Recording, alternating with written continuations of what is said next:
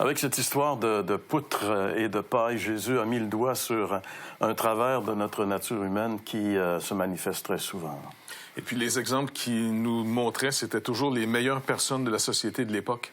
Il ne parlait pas des gens qui avaient échoué, parce que les gens qui ont échoué savent qu'ils ont une poutre. Non seulement dans l'œil, mais dans le front même, à la limite. Mais la bonne personne peut perdre de vue son côté perdu. Parce qu'elle se contente, elle regarde ce qu'elle fait de bien. Et souvent, ce qu'on fait de bien ne devient plus une action pour vrai, ça devient un jugement contre l'autre. Combien de fois tu entends des gens dire, je sais pas, même chez les chrétiens, moi, j'annonce la bonne nouvelle, moi, j'évangélise, moi. Ou bien quand c'est le temps de passer le panier de l'offrande.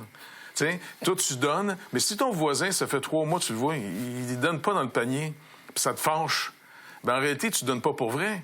Tu fais un jugement en disant « Moi, je donne, moi! » Et ça peut nous tuer, ça peut détruire des relations.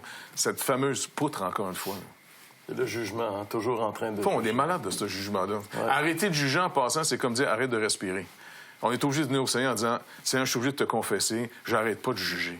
Pardonne-moi. » Alors, la solution demeure toujours la même, hein? C'est toujours de venir au pied de la croix puis de demander au Seigneur qui nous pardonne et qui nous transforme continuellement.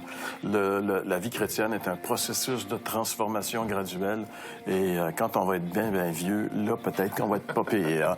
Mais d'ici ce temps-là, on va faire nos devoirs à chaque jour. Alors, on vous invite à demeurer avec nous. On se retrouve la semaine prochaine pour une autre émission de l'heure de la bonne nouvelle.